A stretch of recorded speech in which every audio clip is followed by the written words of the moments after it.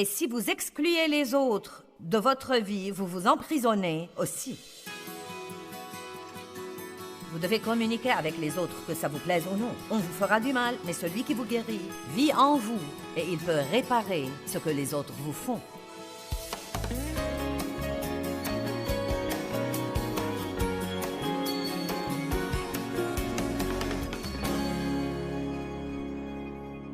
Eh bien, je suis en train d'enseigner sur le fruit de l'esprit, l'amour, la joie, la paix, la patience, la bonté, la bienveillance, la fidélité, la douceur, la maîtrise de soi. Aujourd'hui, je vais enseigner sur la bonté et la bienveillance. Bonté et bienveillance. Quelle est la différence entre les deux? Elles m'ont l'air pareilles. Eh bien, la bonté est plutôt l'attitude avec laquelle nous vivons, et la bienveillance est plutôt les choses que nous faisons. Je crois à cause de cette attitude de bonté que nous avons. Peut-être que vous êtes né une personne gentille, avec une personnalité douce, et le fait d'être gentil avec les autres vous vient très naturellement. Mais je crois que la grande majorité des gens n'est pas comme ça. Et la bonne nouvelle est que nous pouvons changer. Que tout le monde dise « je peux changer ». Je ne change pas juste parce que j'essaye de changer, mais je peux changer parce que Dieu m'a équipé dans mon homme intérieur à ma nouvelle naissance d'une graine de tout ce merveilleux fruit. Maintenant, si vous avez une graine, elle produira une bonne récolte, mais vous devez la planter, vous devez l'arroser et la protéger des mauvaises herbes, et vous devez travailler avec. Chaque fois que vous avez l'occasion de marcher dans un fruit de l'esprit, et que vous faites ça, vous devenez un peu plus fort sur ce plan, et il vous devient plus facile de faire ça la prochaine fois. Dieu m'a si radicalement changé au cours des années que j'ai marché avec lui que franchement, je ne suis même plus vraiment la même personne que j'étais. Et je sais que beaucoup d'entre vous ont eu la même expérience. Combien d'entre vous peuvent dire que Dieu vous a tellement changé? Combien d'entre vous sont beaucoup plus gentils qu'ils ne l'étaient? Amen. Combien d'entre vous aiment faire des choses pour les autres maintenant? Savez-vous à quel point c'est étonnant de pouvoir dire, en vous rappelant comment vous étiez auparavant, rappelez-vous un instant, de pouvoir honnêtement dire que vous aimez vraiment faire des choses pour les autres maintenant. Très étonnant. Galates 5, 22. Mais le fruit du Saint-Esprit, le travail que sa présence au-dedans de nous accomplit, est l'amour, la joie, le contentement, la paix, la patience, caractère égal, tolérance. Cela veut dire que vous pouvez supporter beaucoup. La bonté, la gentillesse, la bienveillance, la fidélité, la douceur, qui est l'humilité, et la maîtrise de soi. Contre de telles choses, il n'y a pas de loi qui puisse accuser. Même le diable lui-même aurait du mal à trouver à redire si c'est comme ça que vous marchez systématiquement.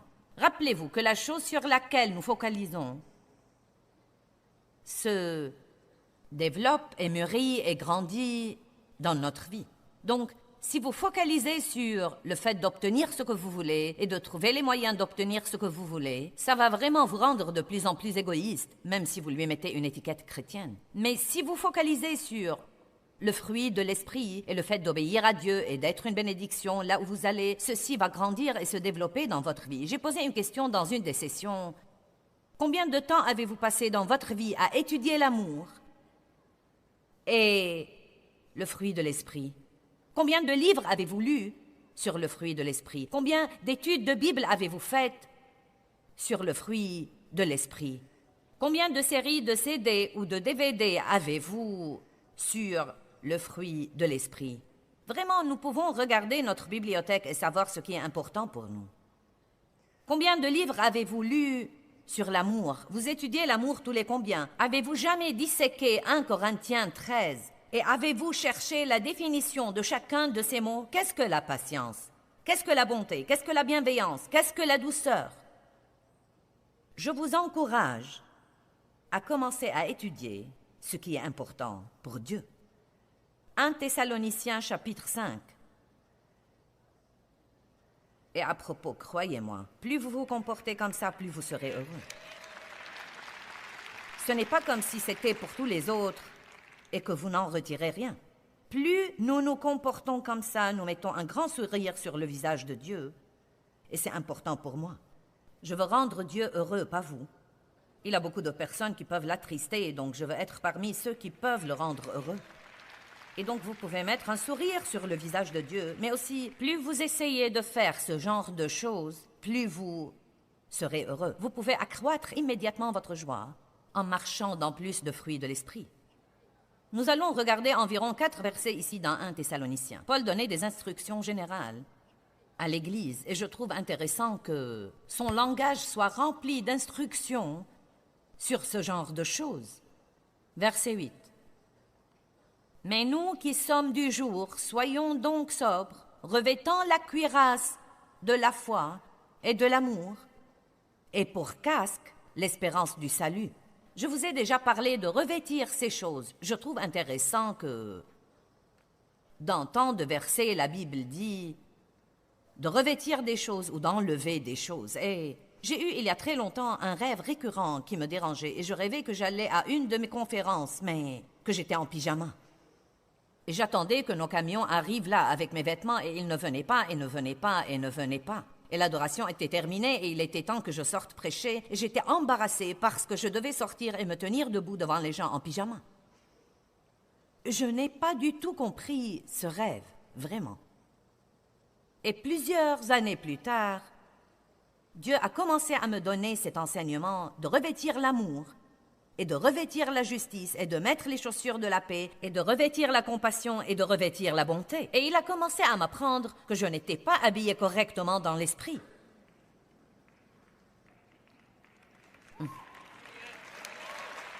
Maintenant, le moyen de revêtir quelque chose spirituellement, c'est de s'y préparer mentalement.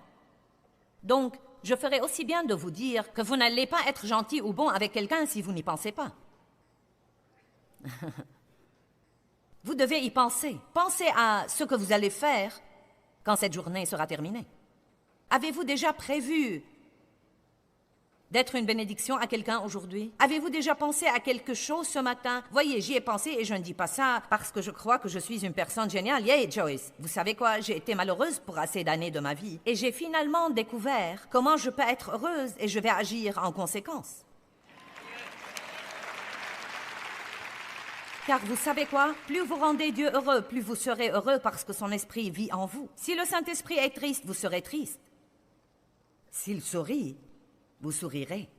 Faites un plan pour être une bénédiction. Planifiez d'avance que quand quelqu'un vous offensera, vous allez immédiatement lui pardonner. Projetez d'avance d'être prompte à pardonner. Projetez d'avance de donner des choses, de complimenter les autres, d'encourager les autres. Levez-vous le matin et pensez bien, Seigneur, voici mon but aujourd'hui. Partout où que j'aille, je ne sais pas combien de personnes je vais voir aujourd'hui, peut-être 15, 20, 25, mais chaque personne que je vois, je veux lui dire un petit quelque chose qui l'aidera à se sentir un peu mieux qu'elle ne l'était avant de me rencontrer. Combien d'entre vous peuvent comprendre que plus vous arrêtez de penser à vous, plus vous vous libérez? La chose la plus grande dont Dieu m'a libérée est moi. Non, mais ma vie était juste moi. J'en avais vraiment assez de moi. Il y a quelqu'un ici qui en a assez de lui, qui va au-delà de lui. Eh bien, vous pouvez faire ça, mais croyez-moi, vous devez le faire exprès. Exprès. Pas quand vous en avez envie. Vous ne voudriez pas savoir ce dont j'avais envie en me levant ce matin. Pour quelques raisons, j'étais un peu plus fatiguée ce week-end. Et qui sait pourquoi? Vous savez. Sait-on jamais, vous savez? Je vais juste faire ce que je suis censée faire. Vous ne le savez pas, mais Phil Wickens était malade tout le week-end, mais il a mené l'adoration pour vous, messieurs, dames, et il a fait un travail fantastique. Donc, vous n'êtes pas toujours censés vous sentir bien pour bénir les autres. Allez, j'ai dit que vous ne devez pas toujours vous sentir bien pour bénir les autres. Et ça fait partie de ce qui développe le caractère dans votre vie. Quand vous allez faire ce que vous savez que vous êtes censé faire, que vous en ayez envie ou pas. Vous savez, se sentir mal n'est pas une bonne excuse pour agir mal. Je ne me sentais pas si bien que ça ce matin. J'étais fatiguée Seigneur, Jésus, aide-moi. Vous savez, c'est comme, pour vous, vous dites « Ah !» Eh bien non, mais j'aime faire ça, mais c'est probablement la réunion numéro 5000 pour moi. Et donc, je dois rester fraîche et garder ma bonne attitude. Et nous savons tous que si on est un peu plus fatigué, on doit travailler un peu plus dur pour garder sa bonne attitude. Et donc, j'ai projeté exprès de faire quelques trucs que je sais que je vais faire pour quelques personnes quand je rentrerai à la maison aujourd'hui. Et croyez-moi, plus vous arrêtez de penser à vous, plus vous serez libre et heureux dans votre vie. Donc, je vais juste poser la question de nouveau, et je ne veux pas que vous me répondiez à haute voix, j'essaie juste de vous faire un petit inventaire. Quand était la dernière fois où vous vous êtes assis pour projeter d'être bon ou d'être bienveillant? Nous devons faire un plan pour ces choses. Le moyen de revêtir l'amour, c'est de décider de marcher dans l'amour. Le moyen de revêtir la bonté, c'est de décider d'être bon envers quelqu'un. Le moyen de revêtir la bienveillance, c'est de décider d'avance. Les gens aujourd'hui qui ne feront pas les choses comme j'aimerais qu'ils les fassent, je ne vais pas faire pression sur eux, je vais juste leur dire « pas de problème ». Les gens ont assez de pression dans le monde. Nous ne devons pas y ajouter. Le diable fait pression sur les gens, nous ne devons pas l'aider. Amen. Vous feriez aussi bien d'être heureux, car je ne vais pas changer mon message.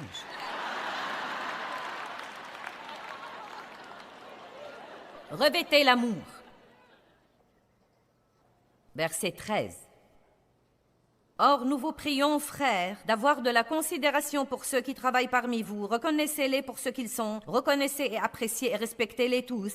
Vos chefs, qui sont à la tête parmi vous dans le Seigneur, et ceux qui vous avertissent et vous réprimandent gentiment et vous exhortent. J'ai lu le mauvais verset. Verset 13. Ayez pour eux beaucoup d'estime et d'affection en appréciation intelligente et bienveillante de leur œuvre. Soyez en paix entre vous. Donc, ici, dans 2 versets, il a déjà parlé de l'amour et maintenant il parle de la paix. Verset 14. Or, nous vous exhortons, frères, réprimandez, avertissez et conseillez les déréglés, les paresseux, les désordonnés, les indisciplinés, encouragez les timides et les sensibles, venez en aide aux faibles et usez de beaucoup de patience envers tous, en vous maîtrisant toujours. Verset 15. Prenez garde que personne ne rende à autrui le mal pour le mal, mais aspirez toujours à manifester la bonté et cherchez à faire le bien, soit entre vous, soit envers tous. Ce sont vraiment 1 Thessaloniciens 5 tout entier et de petites, simples instructions. C'est comme si Paul s'est assis avec les gens et leur a dit « Écoutez, je veux que vous ayez la meilleure vie qui soit. » Hey, Jésus est mort pour nous, pour que nous puissions avoir une vie formidable. Je veux que vous ayez la meilleure vie qui soit. Et il y a beaucoup de gens perdus en ce moment qui ne connaissent pas Christ. Donc, sortons dans le monde et soyons un message vivant pour eux. Prêchons à tout moment et n'utilisons les paroles que quand c'est nécessaire. Laissons notre attitude et nos actions prêcher. Vous savez, on peut contester des paroles, mais on ne peut pas contester un comportement cohérent. Vous m'avez entendu? Peut-être que vous êtes une femme ici et que vous avez un mari non sauvé et vous avez essayé de lui prêcher l'évangile et de lui dire ce qu'il devrait faire et il ne vous écoute vraiment pas. Mais vous savez quoi? Si pour 5 ans vous pouvez systématiquement manifester le fruit de l'esprit dans votre maison, il va vous écouter. Vous dites 5 années? Oh là là, je crois que vous avez besoin d'un peu plus de patience. Mais vraiment, c'est comme si Paul s'était assis avec les Thessaloniciens, comme je suis assise ici avec les Ohioniens. Ohioniciens, Lévéliens, je ne sais pas.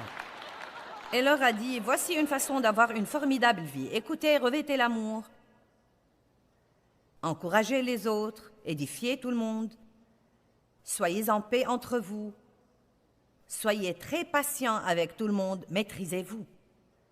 Aspirez à manifester la bonté, cherchez à faire le bien.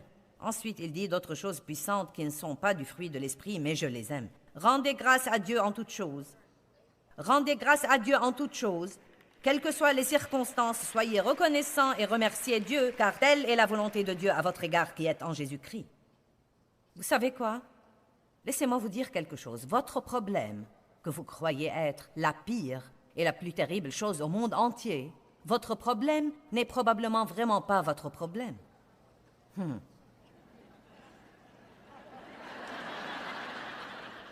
Vous dites, eh bien, quel est donc mon problème? Eh bien, votre problème est probablement la façon dont vous vous comportez à cause de votre problème.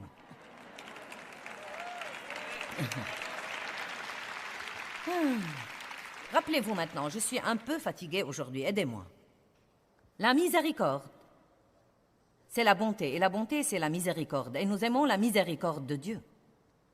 Oh mon Dieu, la miséricorde est tellement étonnante que nous pouvons mal faire et Dieu nous pardonne et ne nous exclut jamais de sa vie pour ne pas avoir fait les choses exactement comme il voulait. Ses compassions se renouvellent chaque jour, chaque matin, et je crois qu'il fait un nouveau lot tous les jours car j'ai utilisé tout le lot d'hier. C'est pourquoi il est si important de se lever le matin et de passer un temps avec Dieu. Je ne suis pas matinale. Eh bien, voulez-vous avoir une journée complètement terrible et malheureuse? Vous devez faire quelque chose pour bien commencer votre journée. Si vous n'êtes pas une personne qui peut prendre longtemps, prenez 5 minutes ou 3 minutes ou quelque chose comme ça. Enfermez-vous dans la salle de bain et priez pour 5 minutes. Mais dites, Dieu, aide-moi, aide-moi. Je veux revêtir l'amour. Je veux sortir de ma maison aujourd'hui et bien traiter les gens. J'ai des problèmes, Dieu, et ils ont tendance à me rendre grincheux. Ne me laisse pas me défouler sur les autres. Faites un plan de sortir et de bien vous comporter. Combien d'entre vous croient que c'est un conseil judicieux? Mais vous savez ce que nous faisons trop souvent? Nous suivons nos sentiments. J'ai toute cette pression sur moi et je ne me sens pas bien. Je ne peux pas changer mon attitude. J'ai des problèmes. Je ne me sens pas bien. Tout le monde a des problèmes. Vous n'êtes pas la seule personne qui en a. Tout le monde a des problèmes. Et quel que soit le problème que vous avez, il y a probablement quelqu'un dans cette salle qui a un problème pire que le vôtre. La miséricorde est une belle chose. Regardons Matthieu 11, 28. Je vous encourage vraiment à être plus gentil. Croyez-moi, j'étais une méchante chrétienne. Eh bien, je l'admets au moins.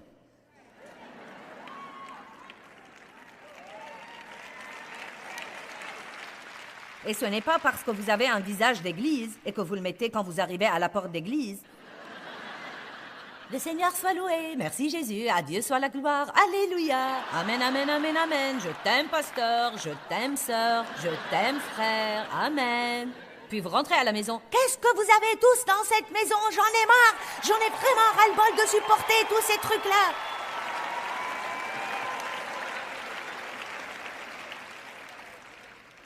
Je me souviens que je me tenais debout à côté de Dave dans l'église en levant mes mains, en chantant des cantiques et en me disant « S'il croit que je vais lui faire quelque chose à manger aujourd'hui, il se trompe lourdement. » Tout ce qu'il fait, c'est de regarder un match de football après l'autre et moi, je fais tout le travail par ici et j'en ai marre de ça. Je livre mon tout.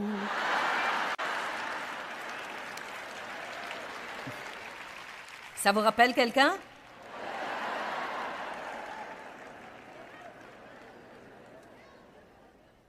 Pourquoi Jésus est-il si attirant pour nous? Parce qu'il est comme ça.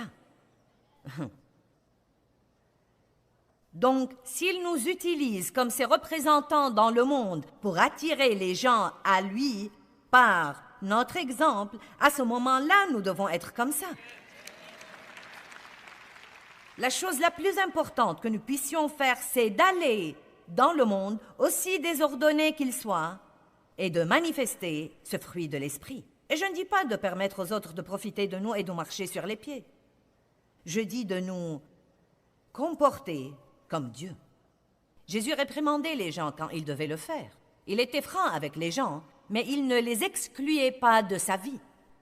Et j'y pensais ce matin, Et je crois que le moyen principal dont nous essayons de punir les gens qui n'est pas le pardon est que nous bâtissons des murs et que nous les excluons de nos vies quand ils ne font pas les choses de la façon dont nous voulons qu'elles soient faites. Et vous savez quoi? Vous pouvez être debout à côté de quelqu'un et l'avoir exclu de votre vie.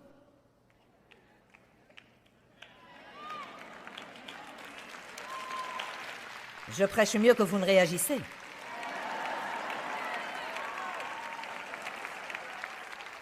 Je ne vais pas te laisser entrer de nouveau dans ma vie. Tu ne vas plus me blesser désormais. Eh bien, vous savez quoi? Si vous n'êtes pas prêt à être blessé, vous ne pouvez pas aimer.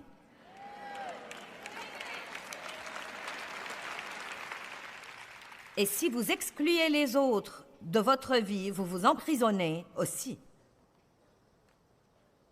Vous devez communiquer avec les autres, que ça vous plaise ou non. On vous fera du mal, mais celui qui vous guérit vit en vous et il peut réparer ce que les autres vous font.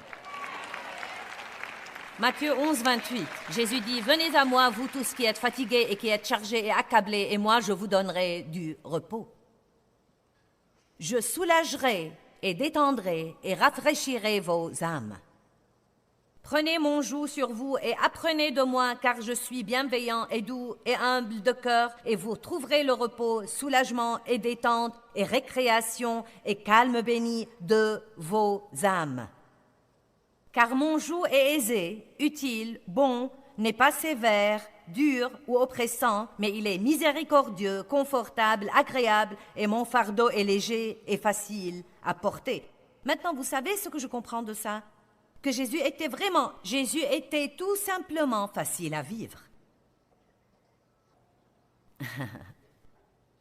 Laissez-moi vous poser une question. Êtes-vous facile à vivre?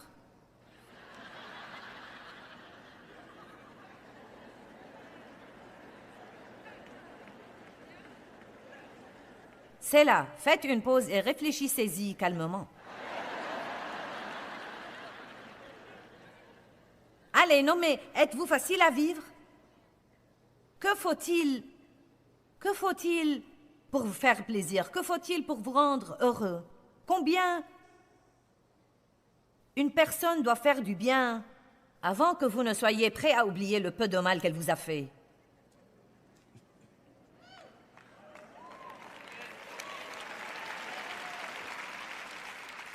Oh, je sens que je mets les seins mal à l'aise aujourd'hui. C'est comme...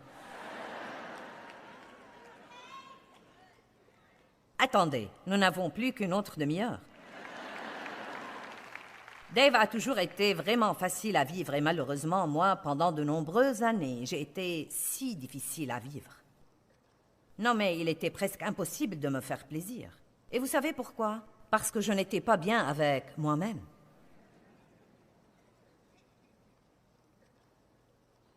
Je ne m'aimais pas, donc je ne pouvais aimer rien d'autre de ce qui se passait. Lorsqu'il s'agit de la miséricorde, si vous n'apprenez jamais à recevoir la compassion de Dieu pour vous, vous ne pourrez jamais avoir de la compassion pour les autres. Si vous ne recevez pas la bonté de Dieu, vous ne pourrez pas être bon. Vous ne pouvez pas donner quelque chose que vous n'avez pas. C'est pourquoi tout ça commence avec votre relation avec Dieu. Quel genre de relation avez-vous avec Dieu? Il ne vous mène sûrement pas à la baguette. Il est compatissant et gentil et bon et prompt à pardonner et facile à vivre. Jésus dit, « Venez à moi. Ça vous fera du bien de me fréquenter. J'apporterai le bien-être dans votre vie. Je ne ferai pas pression sur vous. Je ne vous donnerai pas mauvaise conscience chaque fois que vous faites une erreur. Je vous aiderai quand vous aurez besoin d'aide. Si vous faites une erreur, je la laisserai passer et je dirai, pas de problème, vous faites tous des erreurs. »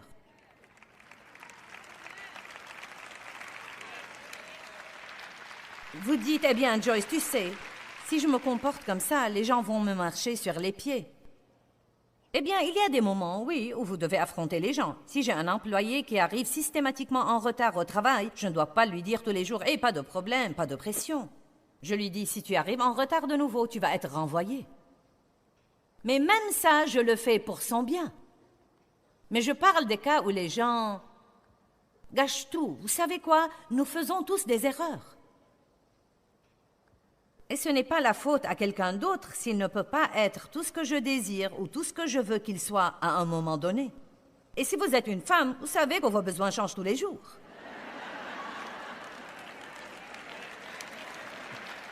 Un jour, vous voulez des étreintes et des baisers, et le jour d'après, ne me touche pas.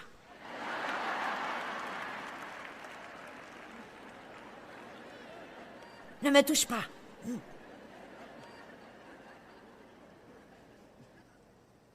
Et le pauvre est comme...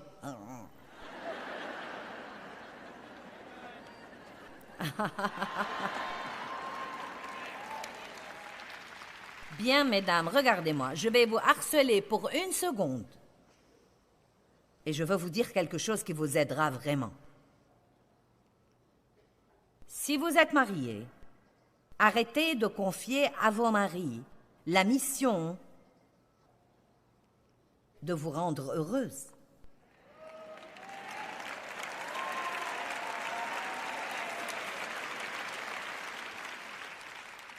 Vous dites, eh bien, n'est-il pas censé me rendre heureuse?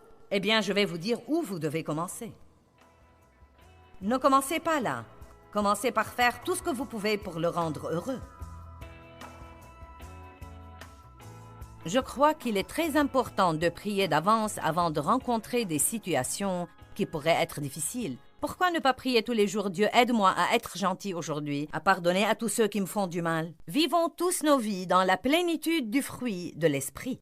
Je ne crois pas que ça arrive comme ça. Nous devons focaliser sur ça, nous devons le vouloir. Nous devons désirer de grandir, et quand nous avons ce désir, Dieu nous aidera et nous donnera la puissance de faire que ça se produise.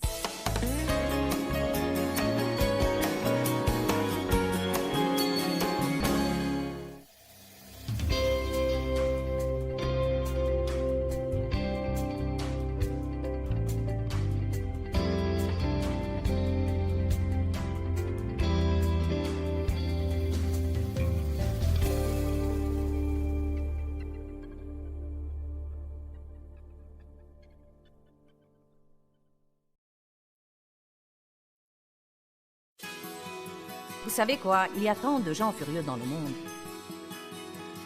Et détester quelqu'un ressemble à boire du poison en espérant la mort de votre ennemi.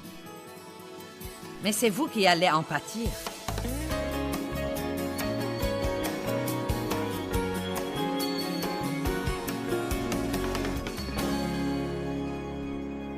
Eh bien, je suis en train d'enseigner sur le fruit de l'esprit. L'amour, la joie, la paix, la patience, la bonté, la bienveillance, la fidélité, la douceur, la maîtrise de soi. Aujourd'hui, je vais enseigner sur la bonté et la bienveillance. Certains d'entre vous ont des situations très difficiles dans leurs relations. J'en suis bien consciente. Mais je vous dis la vérité. Ça ne vous sert à rien d'être amer et plein de ressentiment et de laisser vos problèmes vous rendre méchants et sévères au cœur dur. Quoi que vous fassiez, ne laissez pas quelqu'un d'autre vous rendre méchant et dur. J'étais comme ça à cause des abus sexuels de mon enfance. Mon père était vraiment méchant. Non mais c'est tout ce qu'on peut penser, il était vraiment méchant. Et après 18 ans de ça, j'étais tellement dure et sévère et introvertie.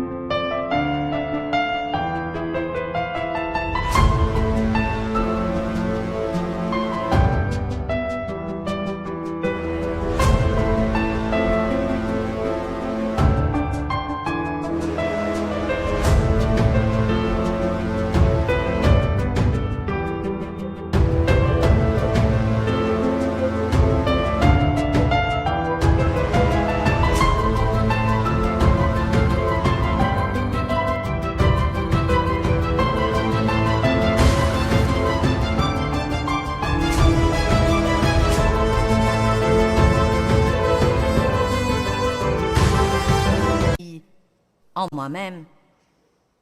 Et je ne savais pas me comporter comme ça. Avant de pouvoir apprendre à laisser ça passer par moi, j'ai dû apprendre à le recevoir de Dieu. J'ai dû passer des années à permettre à Dieu de m'aimer et à lui permettre d'être patient et miséricordieux avec moi et gentil avec moi et bon envers moi. Je vous encourage à vous attendre à ce que la bonté de Dieu se manifeste dans votre vie tous les jours, mais soyez déterminés à ce qu'elle passe par vous. Toute chose de Dieu devrait être pour vous et par vous, pour vous et par vous. Et si vous êtes convaincu que vous devez être plus facile à vivre, pourquoi ne pas en faire un projet entre vous et Dieu, comme quoi vous voulez développer ce fruit de l'esprit et que vous ne voulez pas être sévère ou dur ou difficile à vivre ou légaliste ou rigide chaque fois que les choses ne se passent pas comme vous voulez.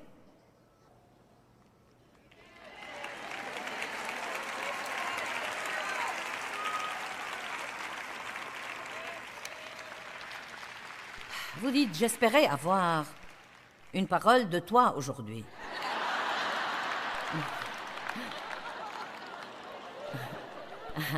J'espérais que tu allais me dire comment me débarrasser de mes problèmes. Eh bien, je crois que c'est ce que je fais. Amen.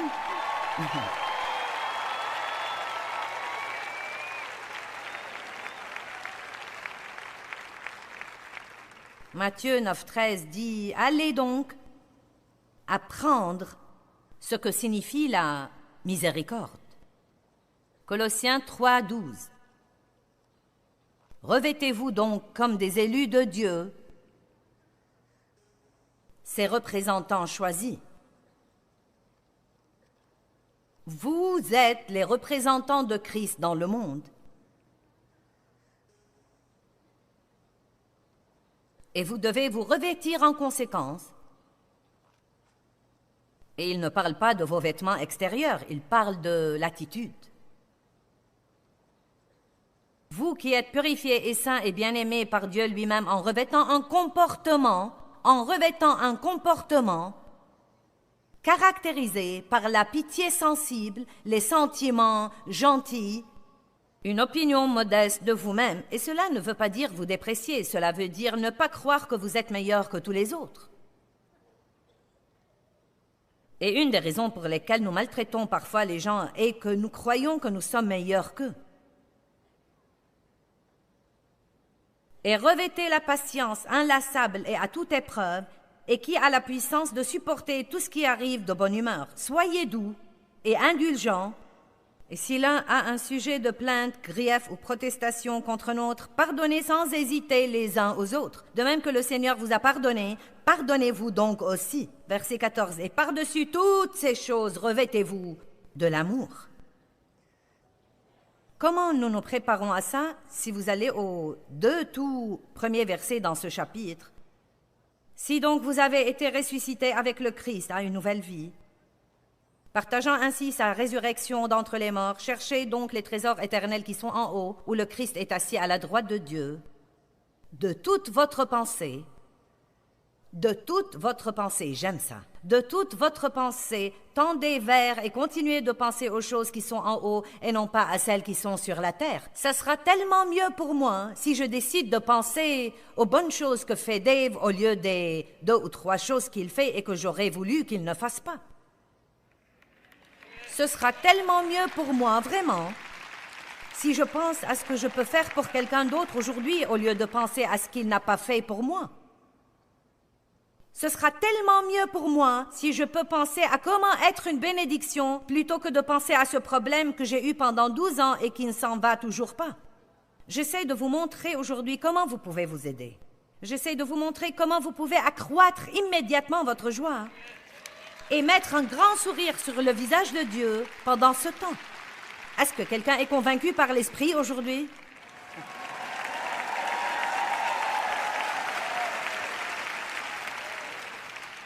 De toute votre pensée, tendez vers les choses qui sont en haut. Et cela ne veut pas dire rester là à penser aux nuages et aux anges et aux portes de perles et aux rues d'or. Allez, ne spiritualisez pas trop.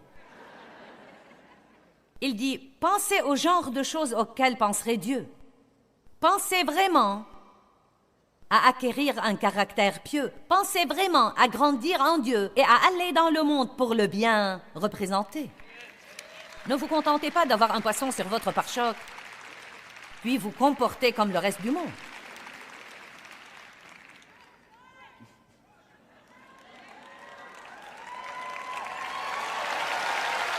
Vous savez,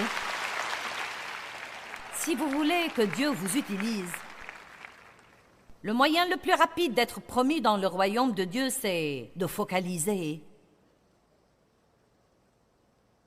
sur le fruit de l'esprit. Moïse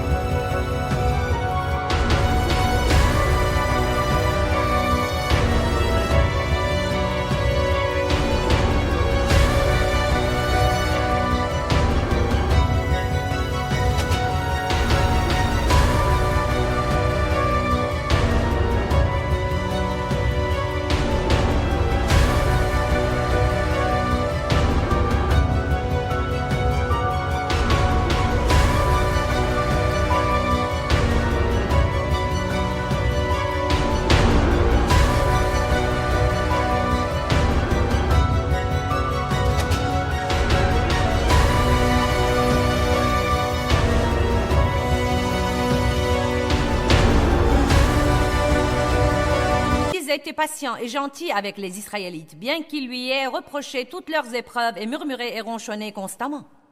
Franchement, je ne sais pas comment Moïse les a supportés. Je ne crois pas que Moïse a toujours été comme ça. Savez-vous comment il est devenu comme ça? Il a passé 40 ans dans un trou perdu.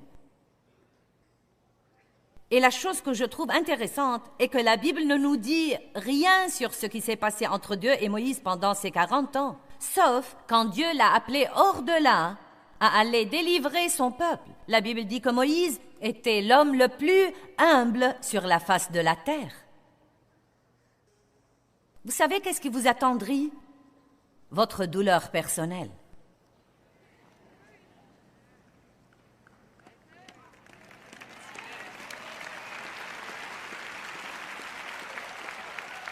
Vous endurez une chose difficile qui vous déchire tellement les entrailles que vous croyez que vous ne pourrez pas la supporter.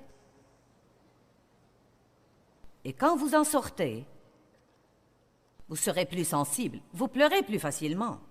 Vous vous souciez à des gens qui souffrent plus promptement, vous faites plus attention à ce que vous dites aux autres. Parfois, nous nous en remettons vite et nous redevenons insensibles. Mais Dieu nous donne une autre dose.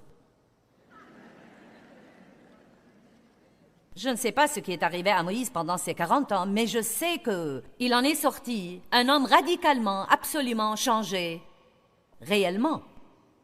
Et même quand Marie et Aaron l'ont jugé, et que Marie a été frappée par la lèpre pour avoir parlé contre Moïse, Moïse a vite prié et a demandé à Dieu de lui pardonner et pas la punir pour ce qu'elle a fait contre lui.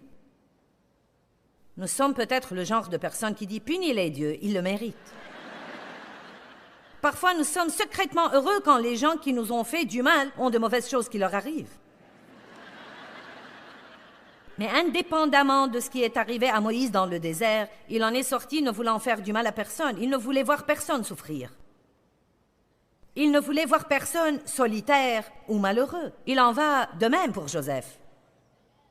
Les grands hommes et femmes de la Bible que Dieu a utilisés étaient des gens qui ont dû développer ceci. Ruth était gentille avec sa belle-mère. Elle aurait pu la quitter et retourner à son pays où on aurait pris soin d'elle. Mais elle a dit non, je vais rester ici avec toi dans la pauvreté. Je ne vais pas te laisser seule. Ruth a fini par épouser l'homme le plus riche du comté et Christ était dans sa lignée. Moïse a apporté la délivrance au peuple de Dieu. Joseph a été vendu en esclavage par ses frères et on a menti à son propos et il a été maltraité et il était en prison pendant 13 ans pour quelque chose qu'il n'avait pas fait. Je ne sais pas ce qui est arrivé dans cette cellule de prison pendant 13 ans. Mais tout ce que je sais, c'est que Joseph en est sorti un homme très gentil, aimable, humble. En fait, il a servi les autres le reste de sa vie. Et quand ces méchants frères qui lui avaient fait du tort pendant la famine sont revenus et se sont courbés finalement devant lui, il a dit « mes frères, suis-je à la place de Dieu? Ce n'est pas à moi de me venger. Venez, et je m'occuperai de vous et de tous vos enfants pour le reste de votre vie. »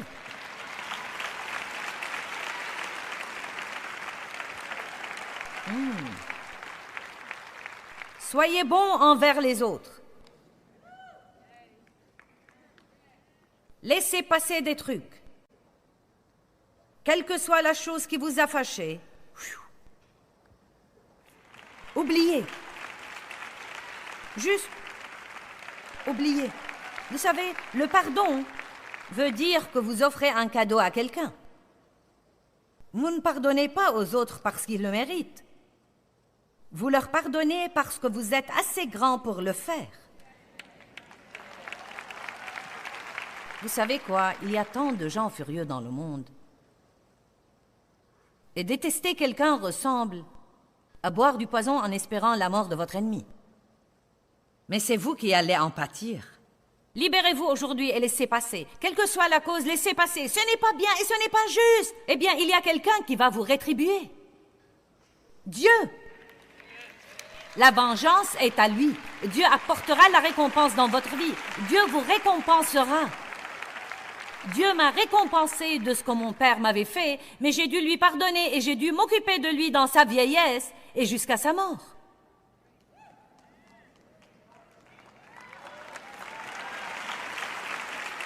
Et à cause de cela, il a reçu le Christ, il a été baptisé et je sais qu'il est au ciel aujourd'hui. Ce n'est pas une victoire de détester les autres.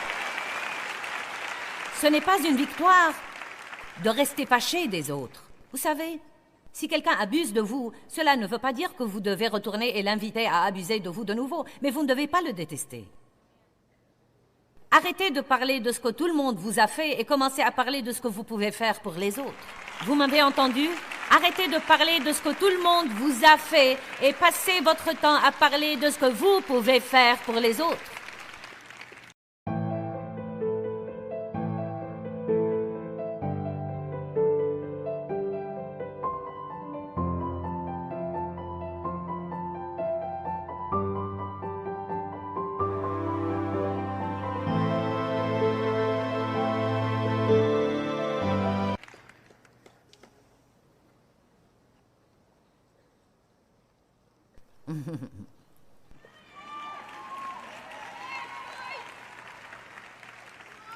Nous devons montrer des choses au monde et non seulement lui dire des choses. Or, ça va être dur pour votre chair. Ça ne va pas être facile.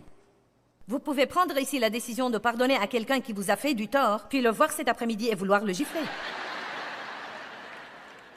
Mais maintenant, regardez-moi, laissez-moi vous dire quelque chose. Vous n'êtes pas une mauvaise personne pour avoir eu ce sentiment. Ce que Dieu vous invite à faire, c'est choisir de faire ce qu'il faut malgré ce sentiment. C'est là où intervient la puissance du Saint-Esprit. Dieu nous donne la puissance d'aimer nos ennemis, de prier pour ceux qui nous ont fait du tort, de réintégrer dans notre vie des gens qui ne méritent peut-être pas le droit d'être là, de faire quelque chose pour quelqu'un qui ne fait jamais rien pour nous. Vous vous comportez comme Dieu. Vous pouvez vous comporter comme Dieu. Vous ne devez pas vous comporter comme une personne ordinaire qui n'est ni sauvée, ni régénérée. Nous n'avons pas à nous comporter comme le diable. Nous pouvons nous comporter comme Dieu.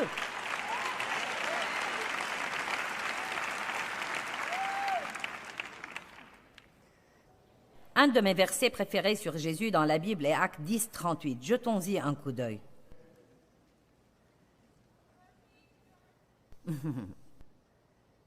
Je dois dire que j'aime vraiment enseigner.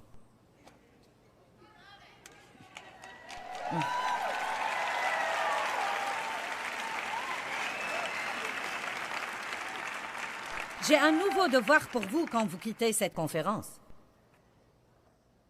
Mettons ce verset sur l'écran.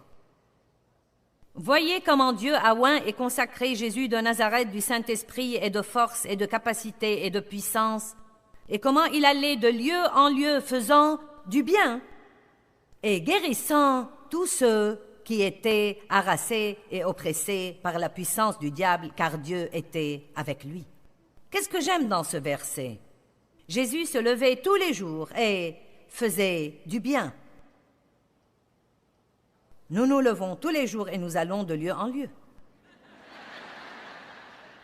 Vous savez, parfois nous compliquons excessivement la vie chrétienne et nous essayons d'être tellement religieux qu'en plein milieu de cela, nous ne sommes pas pieux. Allez, vous pouvez être tellement occupé dans le travail d'église que vous n'avez même pas le temps d'écouter Dieu. Le saviez-vous? Il allait de lieu en lieu, faisant du bien. Bonté. Soyez bon envers quelqu'un. Soyez gentil. Pardonnez aux autres quand ils ne le méritent pas. Ne gaspillez pas votre vie à détester les autres et à être fâché. Avant que quelqu'un ne finisse de vous offenser, vous pouvez déjà lui pardonner. Pendant qu'il est en train de vous offenser, vous pouvez déjà prendre la décision. Je vais te pardonner. L'amour excuse tout. Peut-être qu'il n'avait même pas l'intention de vous blesser. Regardons Romains 12. Ça va jusqu'à maintenant?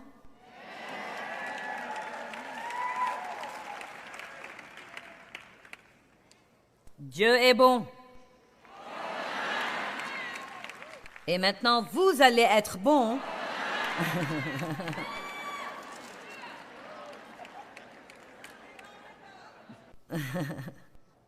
Ça ne vous chante pas de sortir d'ici et d'être bon envers quelqu'un? Il me tarde d'aller trouver quelqu'un à qui je peux être une bénédiction. Ouhou!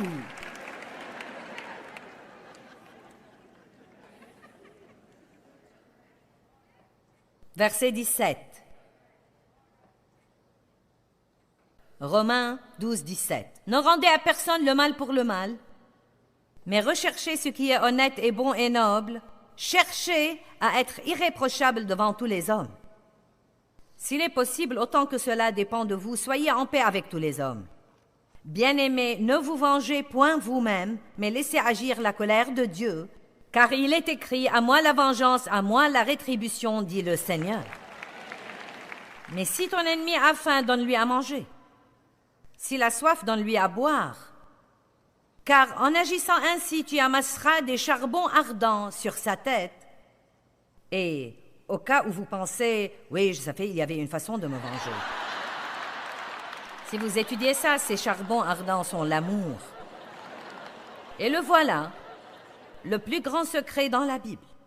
Le verset 21 peut changer toute votre vie. Ne te laisse pas vaincre par le mal, mais surmonte et maîtrise le mal par le bien. Par le bien.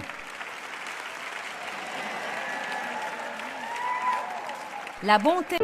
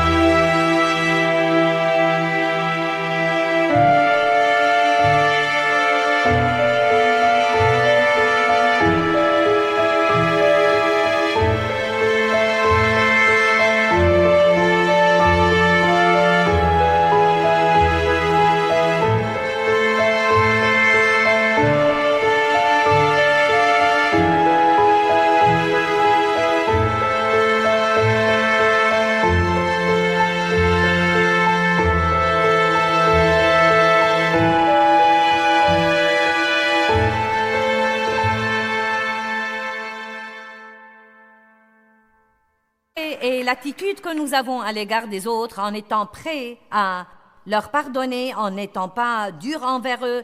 Et la bonté, c'est les mesures que nous prenons pour être une bénédiction dans leur vie.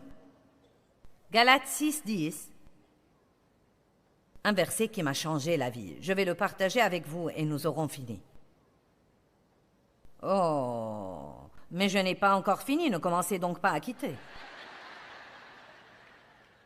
Ce verset m'a en réalité changé la vie.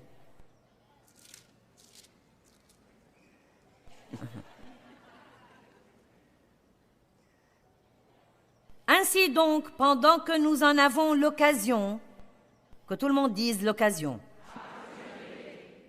Dites-le de nouveau, l'occasion.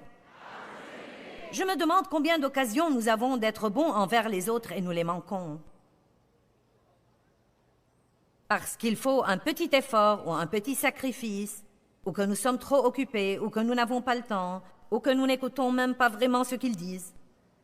Ainsi donc, pendant que nous en avons l'occasion, pratiquons le bien, moralement envers tous, non seulement en étant utiles pour eux, mais encore en faisant ce qui est pour leur bien et dans leur intérêt spirituel. Et voilà, j'aime ça. Songez à, ou que votre pensée soit remplie d'eux, ou pensez exprès, songez à être une bénédiction, surtout à ceux de la maison de la foi, ceux qui appartiennent avec vous à la famille de Dieu, aux croyants. Maintenant, votre vie tout entière peut changer. Toutes vos priorités, toutes vos attitudes, toutes vos perspectives, votre personnalité sera changée. Si vous quittez ici aujourd'hui et que vous dites « Dieu, je veux changer. Je veux que tu m'utilises. Je veux développer le fruit de l'esprit dans ma vie. Et je veux être bon envers les autres partout où que j'aille. » Et après que vous soyez bon envers 2 ou 3 personnes et vous ne sentez pas que vous avez une récompense, le diable vous dira « Eh bien, et moi alors ? Quand est-ce que quelqu'un va faire quelque chose pour moi ?» Et c'est là que vous devez dire « Dieu s'occupera de moi. » Ne nous laissons pas de faire le bien car nous moissonnerons au temps convenable si nous ne nous relâchons pas. Dieu rémunère ceux qui le recherchent diligemment. Et voici ce que je veux vous encourager à faire. Commencez à écouter les gens. Les gens vous disent tout le temps ce qu'ils veulent et ce qui les rendrait heureux. Ils vous le disent tout le temps. Mais vous êtes tellement pris par ce que vous voulez que vous ne les écoutez pas. Et faites ensuite un plan pour faire ce qui est bon. Arrêtez de demander à Dieu de faire des choses que vous pouvez facilement faire vous-même, mais vous ne voulez pas. Oh Dieu, tu veux bien pourvoir à leurs besoins? Que diriez-vous de sortir un peu de votre argent et d'aller le leur acheter vous-même? Combien d'entre vous sont d'accord? Nous prions et nous demandons à Dieu de faire des choses que nous pouvons facilement faire nous-mêmes, mais nous ne le voulons pas. J'ai vécu longtemps et j'essaye vraiment d'être une bonne chrétienne depuis longtemps. Pendant 33 ans, j'ai été une étudiante très diligente de la parole de Dieu. Et en fait, j'enseigne la parole depuis 33 ans et je peux vous dire que j'ai à peu près tout essayé pour être heureuse. Et c'est la seule chose qui, pour moi, a jamais marché.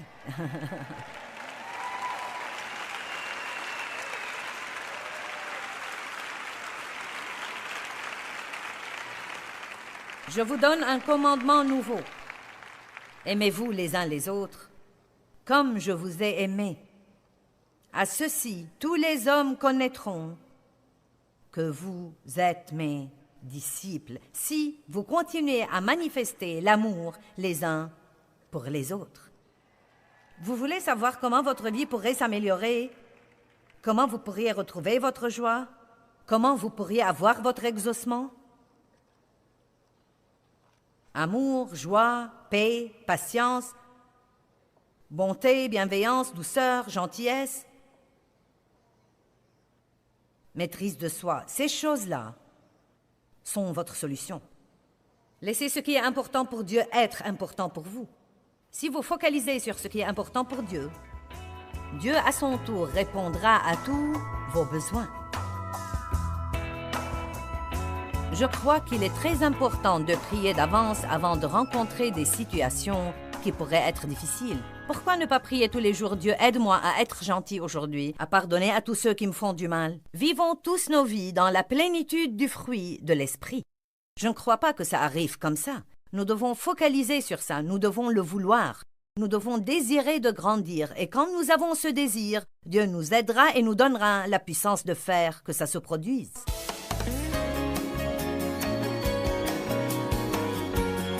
Step 1, wake up early, gonna rise with the sun. Step 2, get some good, some food in you. Step 3, think real hard about what you wanna be.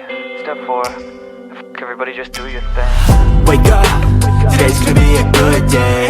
Wake up, today's gonna be a good day. Wake up, today's gonna be a good day. Wake up, today's gonna be a good day. Wake up, today's gonna be a good day. Wake up. Today's gonna be a good day. Wake up. Today's gonna be a good day. Wake up. Today's gonna be a good day. Yo, set your affirmations, aspirations. I got shit to do, the aftermath of preparation. Good food, good mood, blood in circulation.